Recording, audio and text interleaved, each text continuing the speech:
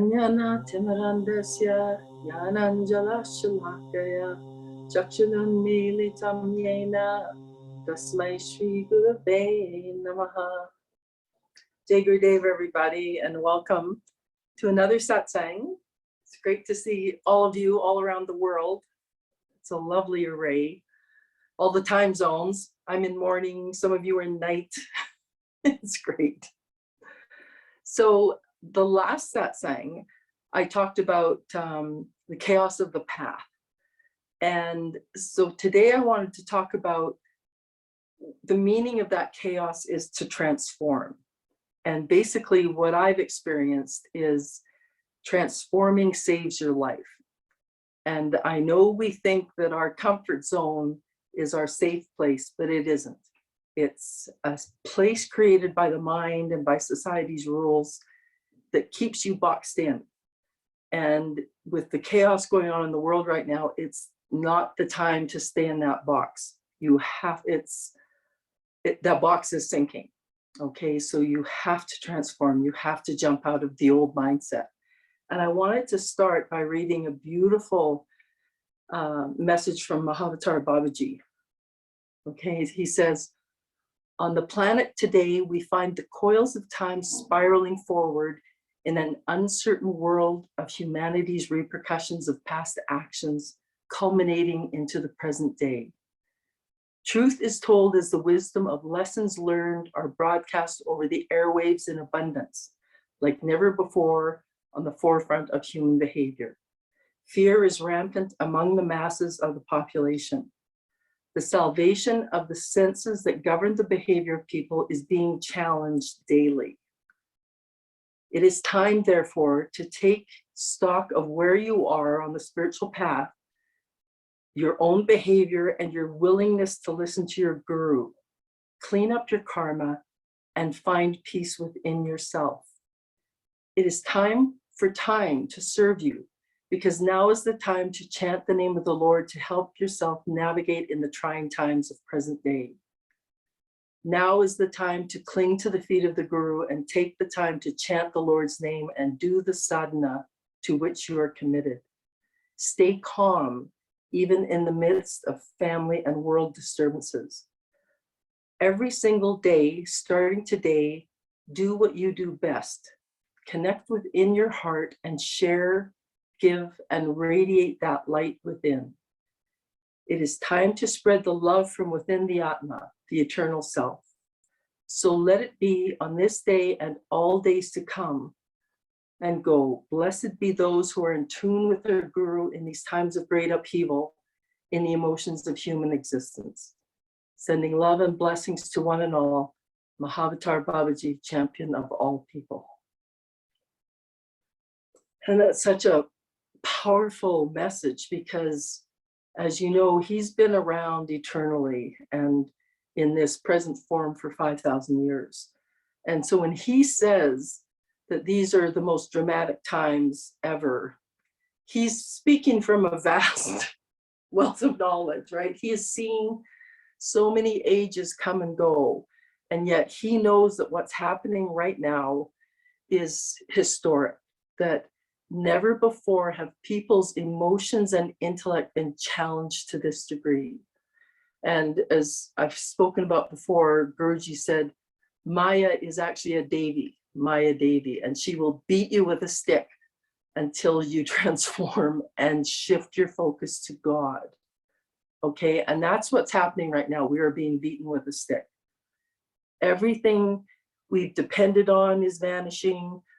Everything even people in university taking courses, even if the university is open because of the pandemic, they're getting degrees in things that might not exist in 3 years, right? So there is no security anymore. You never know what's going to happen, you know, in the blink of an eye. Something that happened just west of me here in Canada is a historic flooding happened and mudslides, and entire highways, railways, shipping ports have all gone underwater, and then freezing rain and snow hit, and these massive lakes of farmland are now frozen. So this was supposed to be the safest province in Canada.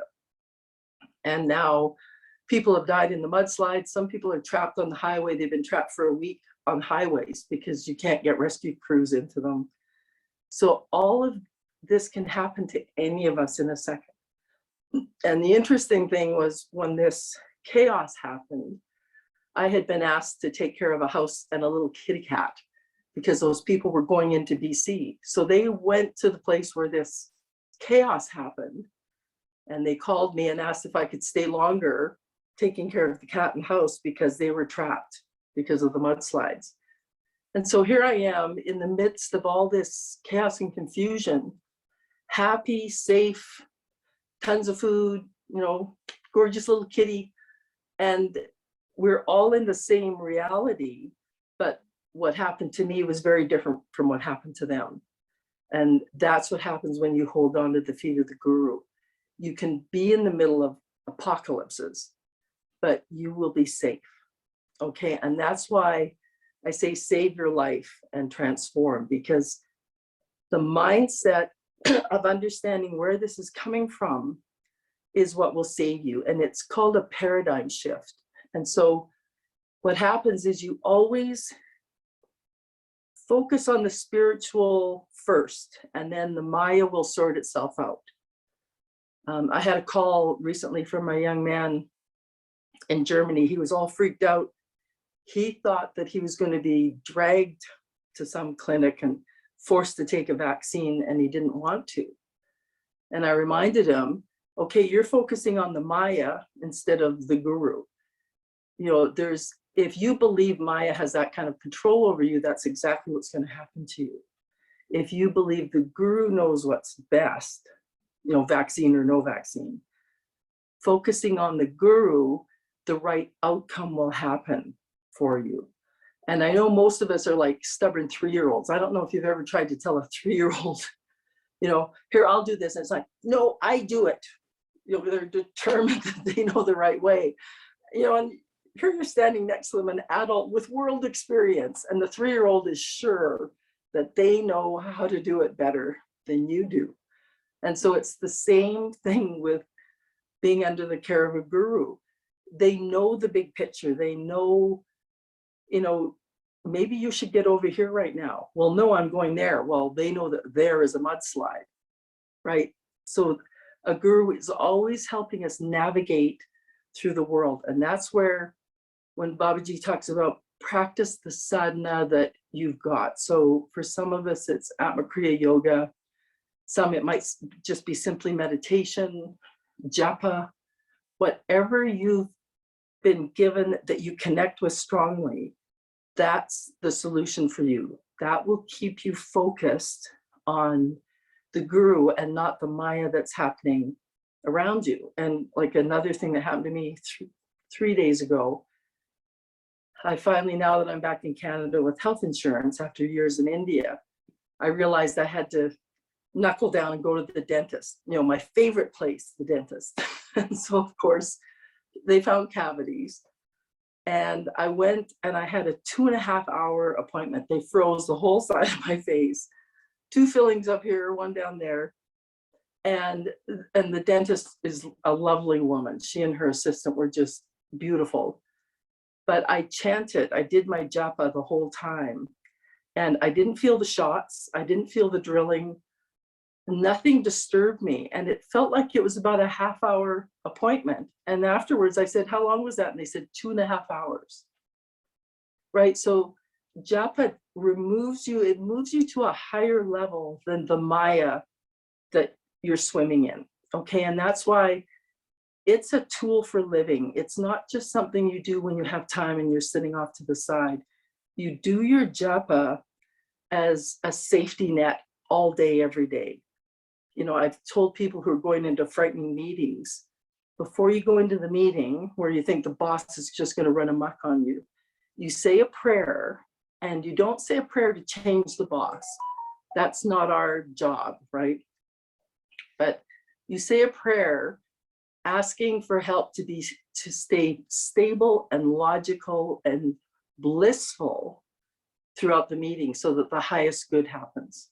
right? So you just pray for you to keep balanced and centered, and sending love out to the meeting. You know, you don't know how stressed out the other people in the meeting are, so you send a prayer for them as well, especially for the one that you think is the asshole. So send a prayer that they feel that love coming from you, because then they won't attack you. And then when you're in the meeting, you just do your japa.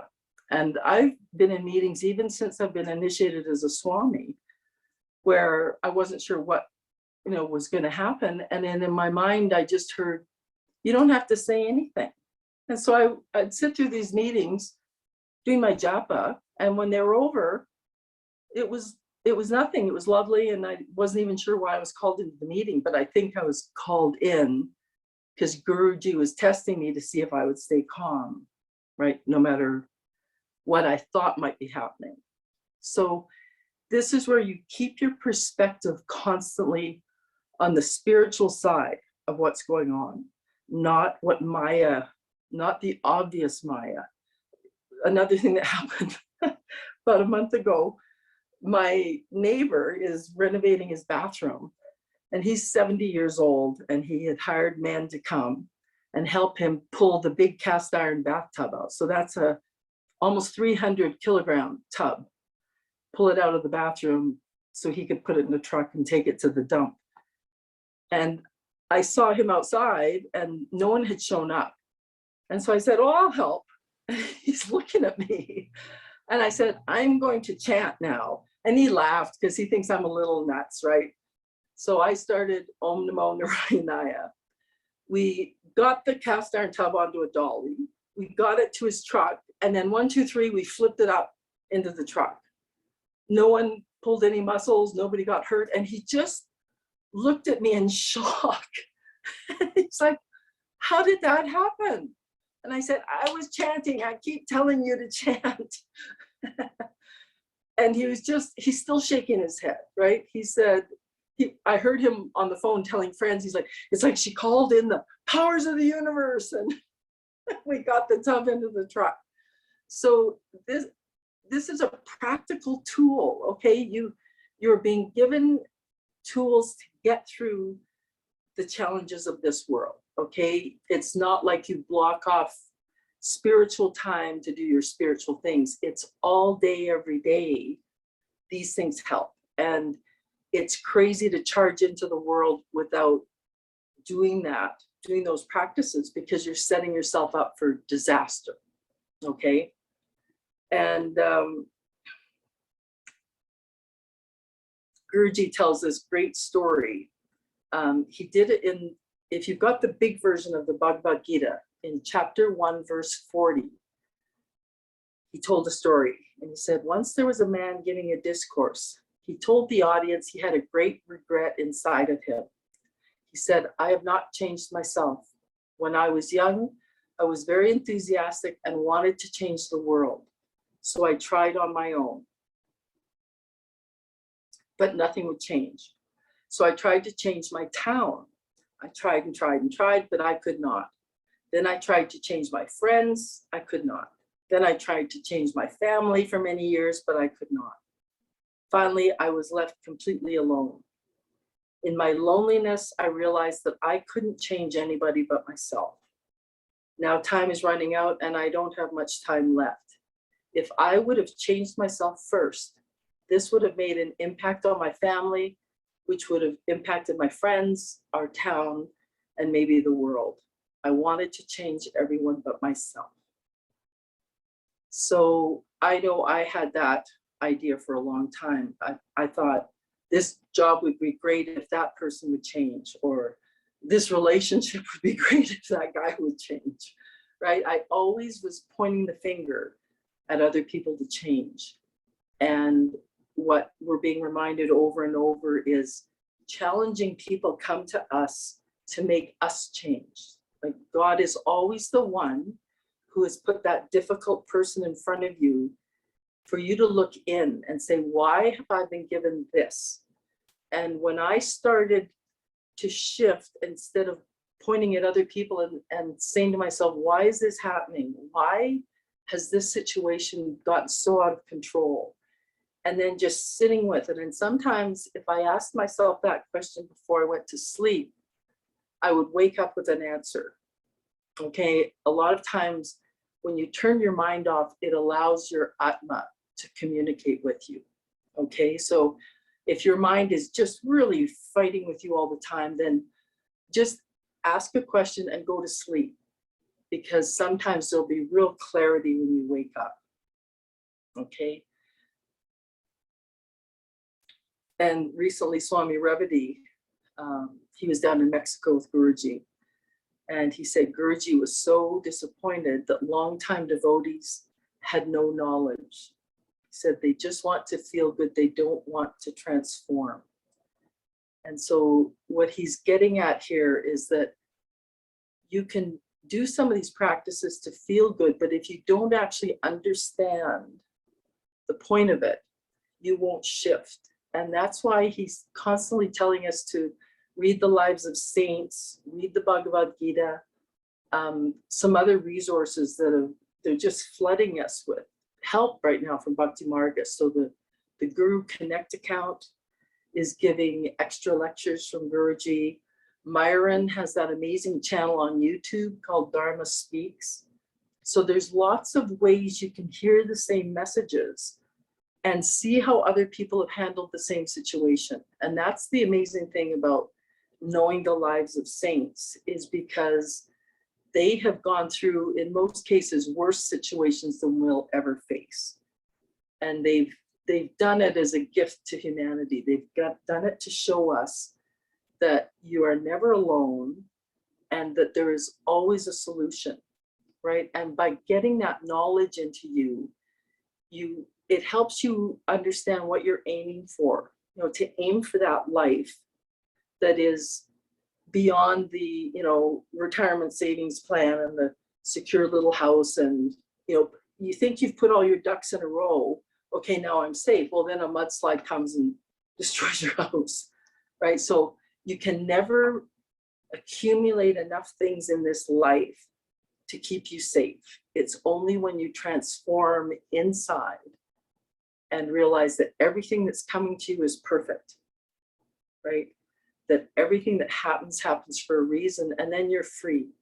Nobody can threaten you. Nobody can say, I'm going to take this away from you, because it's like, okay, try it. I'll go around the corner, my guru will give it all back. And I've had that happen. I was homeless with a baby, right? I had lost everything. And that was the first night I surrendered. So that was 1992. And I just said, God, if you're really out there, I give up.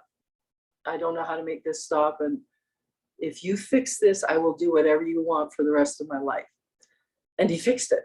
Within a year, I was hired as a biographer for a famous artist, and I made my first movie. So to go from homeless to that, there's no explanation except I finally went, God, you actually know what's going on. I give up. Okay, so that's the transformation Guruji's pushing us to understand, is that our lives are magnificent as soon as we let go of, I'm going to stay in my box, right? This box is safe. It looks like my neighbor's box. We'll all be safe. And it's not true, right? It can be taken away in a second, and it will be taken away to shake you up. So that's the thing that you have to understand, is only God and Guru are the safety net, right? I've lived with everything taken away, and only by having that in my heart, I made it through. It happened so many times that by the time I was in India and starving for 3 months, it was sort of like, oh, here we go again. Okay, buddy, come on. Okay, buddy, let's get into this. And the amazing thing about that starting period was such massive shifts happened. And I heard God so clearly, like we were fighting every day because there was nothing left, right? There was no one around me. I was in a hut with some street dogs, and nobody was paying attention to me or bringing me food. So the clarity of hearing the divine voice became immense. And once that was installed in me, everything was given back because the conversation was established. Okay, so that's the other thing you're aiming for, is to keep, he keeps saying, you know, find me in your heart. So when you learn to listen to your heart, your mind will tell you how to do practical things, how to cook, how to drive, you know, pass your exams. But your heart is the one that will tell you the profound things, the next step in life. You know, you decide you're madly in love with some guy. And I get so many calls from you guys, some of you who have become passionately in love with somebody and are losing your mind. And we have some conversations over a few months, and then boom, it's over. Like without fail, I've seen these wild passions just explode, right? So that's where your mind has been telling you, no, this is the one, this is the one. You know, you can't live without this person. And then 3 months later, not only can you live without them, you don't want to see them, you don't want to hear them. And that's your mind dragging you around. You know, you're following society's conventions. And, you know, in other cases, like when you listen, there's a YouTube video I did, and it was with Feruza, who's married to Myron. And she talks about how when she started to have feelings for Myron, she asked Guruji, she said, if this is to be, let me know. But if it's not, please take this feeling away from me. And apparently, and Guruji laughed when she said that in an interview, because he said, Myron just said the same thing to me, that I have feelings for her, but if it's not to be, please remove it. So both of them put him at the front, right? They just said, you let me know if I'm being crazy or if this is actually the path, right? And so that's the shift I'm talking about, is instead of just stomping around like a 3-year-old and going, I know what's best, you say a prayer to Guruji. Most of us don't have, you know, we're not in front of him. We can't just ask him any question we want. So you say a prayer to him and you just say, let me know, give me a sign that, you know, I'm supposed to take this job, or I am supposed to quit, or I'm supposed to, you know, buy that house. But say a prayer and you will be guided. And in my experience, as soon as the divine realized I was listening, it participated. But before I really sincerely listened, it was sort of ignoring me, going, she's not going to listen anyway. Why should I tell her what to do? Right? She's so busy chattering. Why should I bother telling her? So you have to show that you're sincerely listening. And when I was in Hollywood having meetings about my screenplay, so that was 1988, the voice told me to go live with the homeless on Venice Beach. and I had such a rush of emotion and joy when that idea hit, that I knew that it was right, that it was a divine inspiration, because there's no way my mind would have ever told me to do that, right? My mind would have told me to keep plugging it out, you know, going to those meetings, even though they were going nowhere. And I went and stayed with the homeless, and it changed my life. So when you get a real ecstatic rush from an idea, that's your barometer. That's your Atma saying, this is it. This is the idea you need to listen to. You know, maybe you think you're comfortable and happy in your job, and then someone says, oh, let's go into business together and do this. If you get a rush immediately from that, and then your mind talks you out of it, don't listen to the mind that's talking you out of it. That rush you felt is your Atma. Okay, that's a signal that, even though as crazy as it sounds, or as much as it might disrupt your life, that is the route to take, because that swell of emotion is your signal that the divine wants you to do that. And sometimes you can't tell anybody. When I went and lived with the homeless, my parents were up in Canada, and I knew I couldn't phone them, because I figured if you kill your parents with a phone call, that's bad. Because they would have lost their minds if they knew that I was going to do that. And I ended up having such joy, and all the homeless that I encountered reacted to that joy. I was treated like a goddess, right? Everyone was so honored that I was on the beach writing about them and listening to their stories. So I was actually safer than I was with those businessmen in Hollywood, who we've now learned were all sexual predators. So I was safer with the homeless than I was in the business. And again, that's putting the divine instruction first, right? You don't try to analyze why you got excited about an idea, just follow it. And Guruji says, we like to limit ourselves and dance in this limitation. Deep inside ourselves, there's another voice that says, hey, wake up. There's something greater than that, but we don't want to jump out of our mind's game. Like that, we let our mind darken our true self. From time to time, though, through the grace of God, through the grace of the Divine Mother, there are some rays of light. The gate is opened and we go out. Okay, so, and start watching for what Guruji calls those golden moments. Those moments in your life where all of a sudden things just brighten up inexplicably, right? There's all of a sudden a lightness to your being. That's what you're watching for, okay? There's no reason to let your mind hold you in darkness. And if you are feeling like everything's too heavy and dark, then just be wild. I found out that some people have labeled me crazy, which I thought was hilarious, because Guruji keeps saying, people will think you're crazy.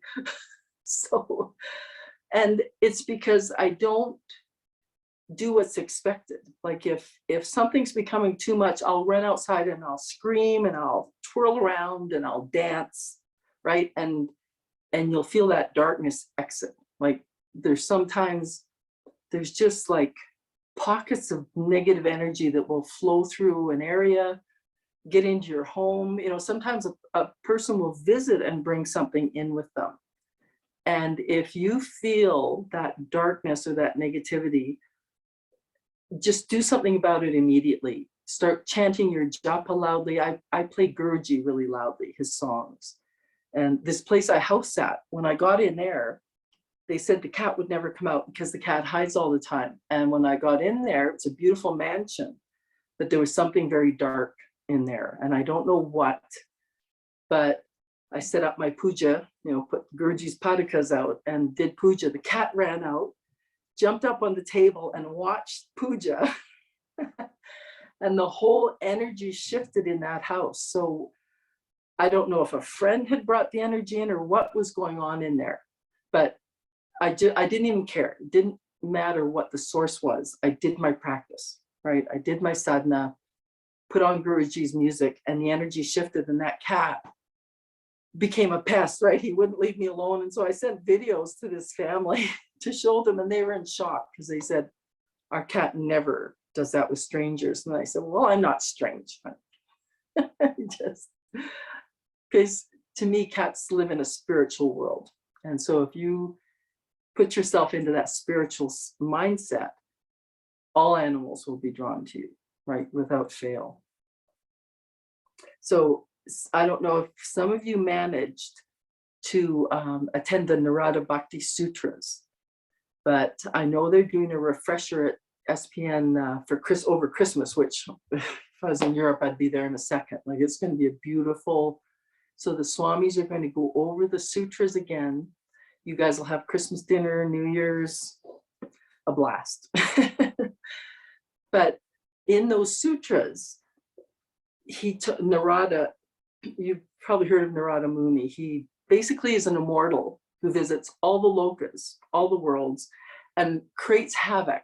So I think he is an instrument of change, because there's so many stories about him showing up somewhere and just wrecking everything, right? He'll show up in villages and families and just cause mass destruction and chaos, but it creates transformation, right? Whenever that kind of visitor happens, it creates transformation. So his Bhakti Sutras, Guruji loves, because it's all about bhakti, devotion. And in the introduction, Guruji said, the bhakta completely forgets himself. Transformation that removes ego personality is hard for your mind to comprehend. Right? So again, you have to learn to pause your mind and let these things go straight into your heart. And in Sutra 7, he said, in the practice of devotional love, there is no lust because it is nature. All material desires are renounced. Renunciation is the essence of devotional practice and love. When fear takes over, it stops our progress. When one truly renounces by themselves, transformation happens. So in my case, first I involuntarily renounced everything because it was all taken away from me. And then when I went to India, finally 5 years ago, and took sannyas, I consciously renounced everything. So material, I renounced family, I renounced everything. And what's happened is everything has come to me in a bigger way. So the relationship I reestablished with my son is healthier than it was. The places I stay are magnificent, right? He keeps giving me these mansions to house it. And you know, I don't own pets anymore, but I get to take care of people's pets. So everything comes back to you that you need, but the point is to renounce thinking you own anything, because it allows your life to be fluid. It allows things to change and get better and better. And I don't mean that you have to give up where you're living or the stuff you have, but understand that you don't own it, that it's been gifted to you by the divine, and just be grateful that you have it, right? Be grateful for your surroundings, for the things that you're being given to live, and understand that when their function is over, they might be removed from you and something better will be put in its place. Okay, so never panic if something is taken away from you. You know, your car crashes, or don't have that thought that, oh, it's never going to come back again. It was given to you by the divine. It will come back when it's supposed to. I gave away my car to my son when I took my sannyasa initiation. And what's happened is the altered states that Guruji keeps dropping me into have made me not safe for driving a car anymore. And what's happened is all of my friends have used the opportunity to get in visits and conversations with me by driving me places, right? So it's our excuse to get together, is they drive me to get groceries or do whatever I have to. And it's safer for me because I was given a car last winter, and there were times when I was sliding in and out of samadhi so fast that I couldn't drive. I knew that it wasn't safe for me to be operating heavy equipment. And so, you know, renouncing the car was actually the best move, because now I always have drivers available to me. I'm safer, they're happy, they get to do seva. So these shifts that happen in our lives as you transform. So each step of your transformation, you'll see things leave your life, people, you know, situations, jobs, but new things will flow in that match the higher energy level that you're at. Okay, so if you're in a low energy situation, that will, and you're working hard to move up, to do your practice, to meditate, to connect with the divine, you'll feel a tug of war happen if every time you walk out of the house, you go down into this low energy job, you know, neighborhood, town. A lot of times that will be shifted for you. You'll be offered something in a lighter place, in a lighter atmosphere, that will allow you to keep progressing upwards, okay? And not be stuck in a, it's really hard to be on a spiritual path and around a lot of dark, negative people, right? Like it's going to be hard for you to keep working in a bar if you're doing your spiritual practice.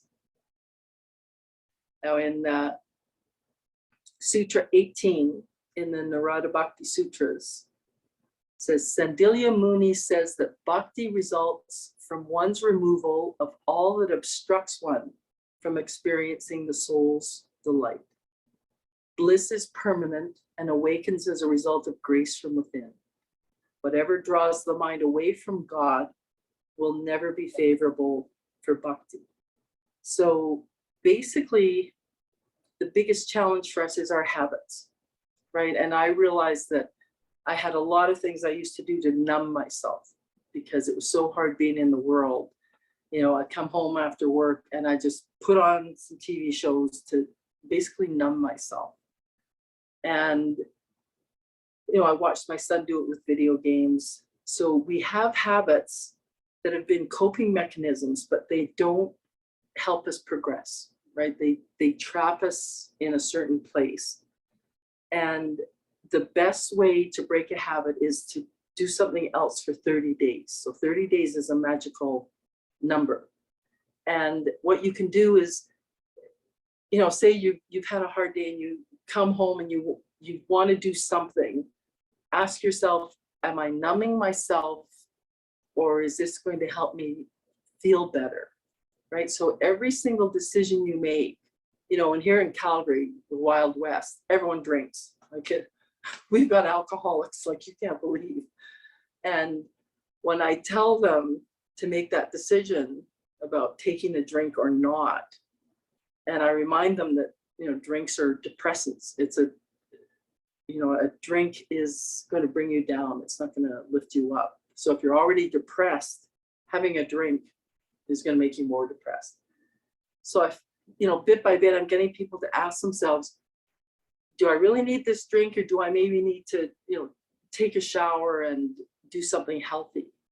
And that's how you start climbing out of these dark holes that we've put in ourselves in with habits.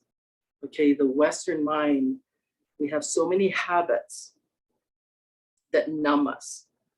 And Guruji wants us to wake up because, as he says, well, actually, the Vedas say we've had 8.4 million births to be allowed to have a human birth. Like, that's a lot of work we put in to finally get to be a human. And the point of humans is to realize their divinity, to establish that relationship with God. So if you just go through a lifetime numbing yourself, you die at the end, and then surprise, you come back and you have to do it all over again. If you haven't made any progress in a life, you're just going to keep, you're like a rat on a wheel. You'll keep repeating it over and over and over again.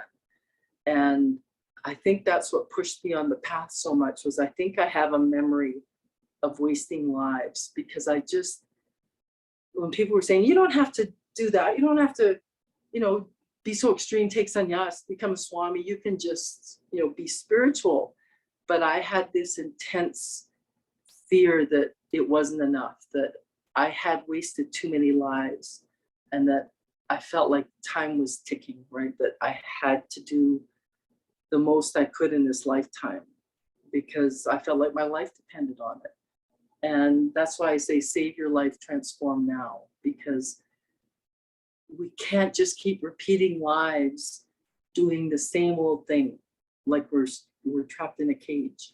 So start breaking those habits, you know, and don't make yourself crazy. Don't try and change everything at once, and then after a week you'll just stop and throw your hands up in despair.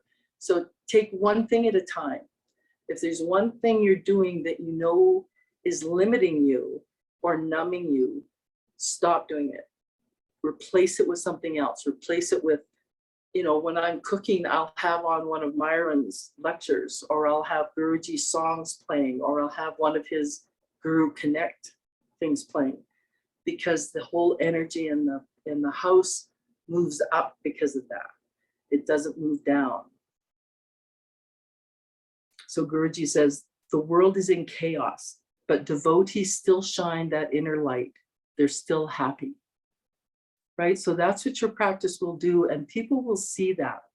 And for me, a lot of my critics, they criticize my decisions to, you know, not follow the beaten path. But now that they see that I've been blissfully happy through 2 years of a pandemic, they kind of want to know what I'm doing, right? So they've stopped criticizing because they've just gotten more and more miserable, and I'm still just skipping along, perfectly healthy. Even my dentist, after my 2.5-hour appointment, she sat and talked to me for half an hour and just asked for advice on different things. And she had patients waiting, but she said she felt so much better because I was sitting in that chair, right? And so that's what Guruji says, that bhaktas shine a light, and people won't know why they feel better being around you, but they just do. And it's because of that hard work you're putting in, that you're moving your energy up, you're allowing your heart to shine. And some people just need to be around that for it to make a difference.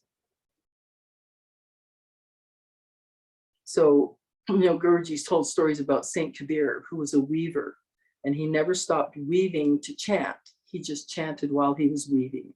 So that's what I'm saying is, go about your days, do everything you're supposed to do, but never stop that inner chant. And he's given us so many. The most recent is Sri Vitala Giridhari Parabrahmane Namaha. The first one was Om Namo Narayanaya. And if you're really busy, like some days when a lot's going on, I'll just do Vittala, Vittala, Vittala, Vittala. Okay? So you keep doing your Dharma. That's we've all been given Dharma to complete in this life. So do the Dharma, but keep the mind rotating with the japa. And you'll see Buddhist monks, they've got those prayer wheels that they spin, and it's to remind them to have their chant, their mantra going on in their head. That's what the Buddhists use that spinning wheel for. And as Narayana told Narada Muni, Narayana said he didn't live in Vaikuntha, he lives where his devotees live. Okay, so I'm going to wrap it up here. Oh, so one thing, Sutra 71, he said, their forefathers rejoice, the demigods dance in joy, and this earth gains a spiritual protector.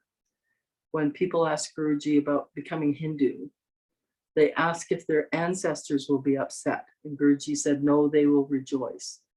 And I love it when he said that, because when I left everything and went to India to become a sannyas, the first part of the initiation, I was taken down to this ancient temple, the Trambakeshwar temple in Nasik.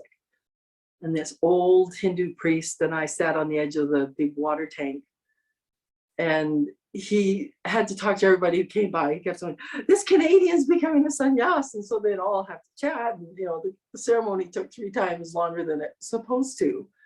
But one thing I had to do was I had to make rice balls for each departed ancestor. And so I only had 6, and he was waiting for me to fill up the platform like most Hindu families do. And I was like, my parents were only children. Like there's no big family here. So I made my few little rice balls, and then I had to start offering every time he did a chant. The swaha was me putting offerings on these rice balls. And all of a sudden, one of the rice balls just exploded and fell apart. And I thought I had to put it back together. And he said, no, that ancestor has accepted your offerings and is very pleased. And it was my dad. So my dad had died 20 years before. And here I am in India by a water tank in an old temple. And he was there with me, cheering me on for becoming a sannyas. So it's not a joke. When your lineage feels what you're doing, you're saving them all. And the tradition is that you have liberated 7 generations before you and 7 generations to come. So this is the biggest Christmas gift you can give your family, right? Everyone knows I can't afford presents, but they know that what I'm doing is changing everything. It's changing our whole family dynamic without them even being around me. So it's a huge gift that you do when you transform. Guruji says, the body of a devotee has transformed from matter to cosmic vibration, which continues after the soul leaves the body. Many saints are more active once they leave the body. Okay, so as Guruji said, forgive others, forgive yourself, surrender to God. And he's given us tools. If you have negative thoughts, do your japa. If you have negative emotions, jealousy, anger, whatever, that's what the Trinity meditation is for in Atma Kriya Yoga. That's specifically for clearing those emotions out of you. Okay, so use the tools. Guruji says, I can never make the changes for you. Only you can make the change. But I create the situations that contain the opportunity for you to change. So every time he lobs a bombshell into your Sangha or your community, that's what he's doing, right? He's shaking everyone up so they'll transform. So as weird as it sounds, thank him for every bombshell that he sends into your life, because the light at the end of the tunnel is more magnificent than when you were in the tunnel, right? Every life situation I've been trapped in, every time I've transformed and moved out of it, I can feel I'm operating at a different energy level. Okay, so you just have to keep going, no matter how dark it feels or how heavy it feels. You just keep going. You never give up. And it's all, my experience is it's almost been like a slingshot where you feel like you're pulling back until you're about to break, and then all of a sudden you're released and you fly into the air, right? And everything's just magnificent. But the pressure that's building when you are being shifted can be immense. So that's the time to keep doing your practice. Don't give up. Don't start doing drugs and alcohol. You feel like you're about ready to snap, and then it shifts. Okay, so you're not doing it wrong. You're not a bad person. That pressure builds every time. Okay, so the more you allow it to happen, the more you get used to it, and the more you can handle it when it hits. Okay, well, let's close with 3 lovely, blissful ohms. Okay. Om.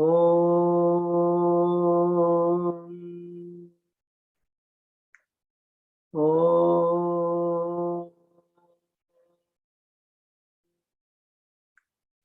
Om.